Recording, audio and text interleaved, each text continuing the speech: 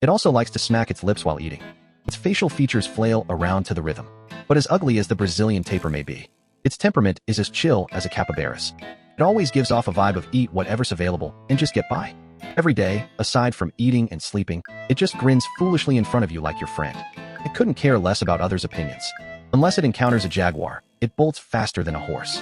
Only when it dives underwater does it stop being afraid. Because with water as its ally, the Brazilian tapir fears no predators. Its fierceness even surprises hippos. Cheetahs are left baffled by its moves.